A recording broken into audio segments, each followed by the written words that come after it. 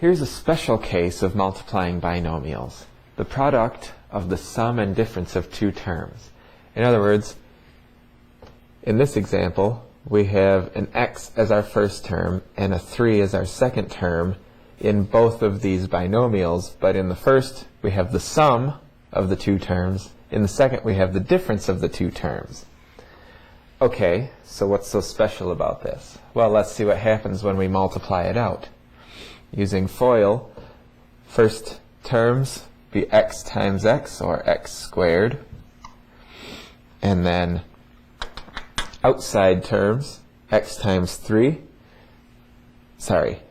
negative 3, we're going to get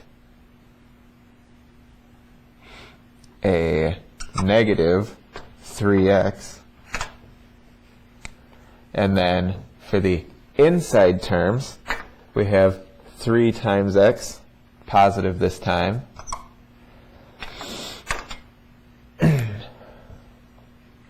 and for the last terms, we have 3 times negative 3,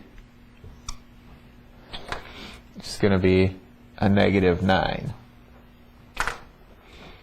Okay, so when we simplify this by combining like terms, because we ended up having the same terms in our two binomials but with opposite sign, the middle terms here end up being the same except for sign. And so when we combine them, they're going to cancel out, and we'll have x squared minus 9.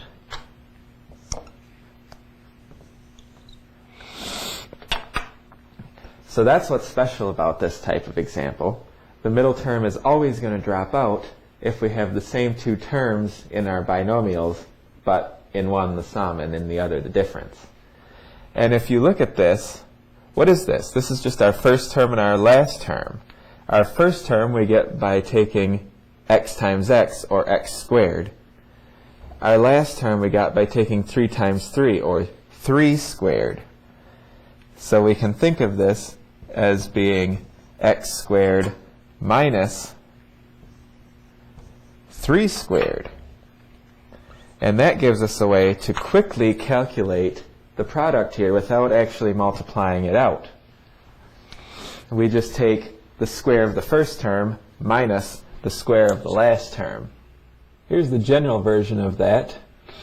If we have a plus b times a minus b, regardless of what a and b are, then that's going to be equal to a squared minus b squared, or as I said, the square of the first term minus the square of the last term. Here's one more example.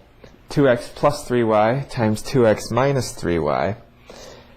Taking the square of the first terms, we'll have 2x squared. Now that is not going to look like this, because we're actually multiplying 2x times 2x. So it's the 2x that we're squaring, not just the x. And we'll be subtracting the square of 3y. Not 3y squared, but the quantity 3y, all being squared. So what this means is we have to square both of these factors. 2 squared is 4. X squared is x squared, of course. And then 3 squared is 9. Y squared is y squared. Here's one more example of a special case of multiplying binomials. The square of a binomial. In other words, we have some binomial like x plus 3, and we're squaring it. By the definition of the exponent 2, that means we have x plus 3 times x plus 3. It does not mean that we can just take this exponent 2 and distribute it to each of these terms, because we have an addition here, not a multiplication. So the product to power rule does not apply here. So what we can do instead is, when we square a binomial, we multiply it out using whatever method, like FOIL. So first terms are x times x, x squared. Then we have x times 3, which is going to give us 3x. Then we have 3 times x, which is going to give us another copy of 3x. And finally, 3 times 3 is going to give us 9. So, very similar to when we had x plus 3 times x minus 3, although because now our signs are the same instead of opposite, our middle terms do not cancel out. They end up being the same, and so when we add them together, we're really going to have 2 times this term. So x squared plus 6x plus 9. And what is important to notice about this is, similar to the sum and difference of 2 terms, our first term is the square of the first term in our binomial. Our last term is the square of the last term in our binomial. The middle term is actually 2 times the 2 terms of our binomial, because of the fact that when we multiply them together, we get 2 copies of the same term. When we add them together, that's the same as multiplying that term by 2. So we can use this information to get a general formula for multiplying a binomial by itself. Here's that general formula. A plus b squared, regardless of what a and b are, is always going to be a squared plus 2 times a times b plus b squared. What if our binomial involves subtraction rather than addition? Well, this will be just a simple little modification. The square of the first term is going to be just as before, x squared. To get the middle term, 2 times a times b, okay, plus 2 times x times a negative 3, because now we're going to think of negative 3 as being our second term. And then when we square negative 3 here, that's going to become a positive 9. And so we end up with x squared minus 6x plus 9. Whereas before, when we squared x plus 3, we had x squared plus 6x plus 9. So this gives us a slight modification to our formula when we have a difference rather than a sum. If we have a minus b squared, the formula is identical except that that middle term is now negative rather than positive. Minus 2 times a times b. Notice that the b squared is still positive. As a final note about this, remember when you square your first and last terms that you have to square the whole term. 2x minus 3y squared, we have to square the 2x to become 4x squared. We have to square the 3y to become 9y squared. Also, don't forget your coefficient 2 in the middle term. 2 times 2x times 3y is negative 12xy. Let's see one example of 2 polynomials multiplied together where we have something larger than a binomial. We can use the method of distributing, in which case we'll get x squared minus 5 distributed to all 4 of these terms. So x squared minus 5 times 2x cubed plus x squared minus 5 times 4x squared plus x squared minus 5 times a negative 11x plus x squared minus 5 times 3.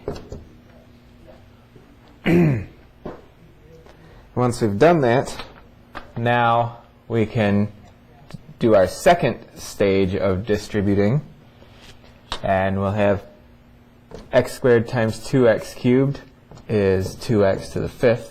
Remember, 2 plus 3 makes 5. Negative 5 times 2x cubed is negative 10x cubed.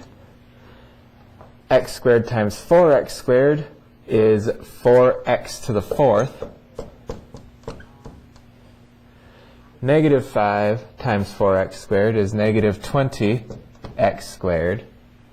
X squared times negative 11x is negative 11x to the third power. Remember, 2 plus 1. Negative 5 times negative 11x is positive 55x. X squared times 3 is 3x. And negative 5 times 3 is negative 15. There's our product. Notice one thing. How many terms do we have here? 1, 2, 3, 4, 5, 6, 7, 8. We should have 8 because we have 2 terms here and we have 4 terms here. If we're going to multiply each term here by each term here, we're going to end up with 2 times 4, or a total of 8 terms. We see that explicitly here. We've got 2 terms, 2 terms, 2 terms, 2 terms. 2 terms 4 times gives us 8 terms. Now that's before we simplify. When we simplify, we're going to put together anything that's a like term with another. So the x to the thirds are like terms, and this was supposed to be 3x squared. The x squared terms are like terms with one another. So we can combine 2x to the fifth doesn't combine with anything, neither does 4x to the fourth. Negative 10x to the third minus 11x to the third is negative 21x to the third. Negative 20x squared plus 3x squared is a negative 17x squared. And then 55x and negative 15 don't combine with anything either. So there's our simplified answer. Now we can also think about this using the rectangle method. How do we do that? Well, let's draw a rectangle.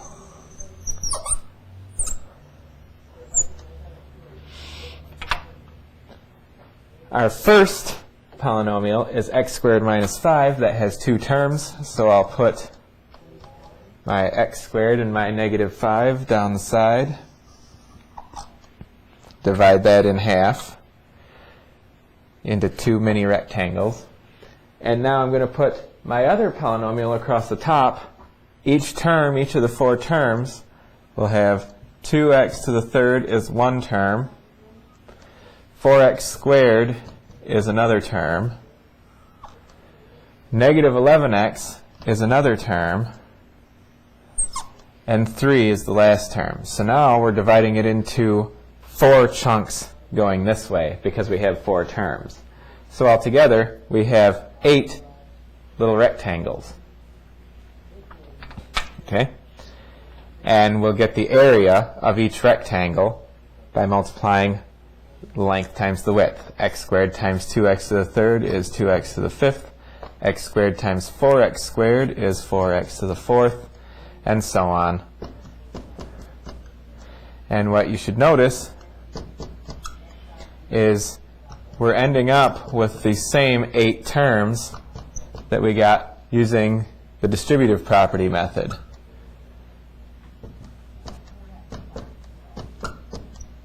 Okay? So when we add these 8 terms up by combining like terms, let's see, where are our like terms? Here are like terms, and then here are like terms. So we add these, and we just add all that up. We end up with this exact same polynomial. So whichever method you're more comfortable with, you can feel free to use because they are equivalent.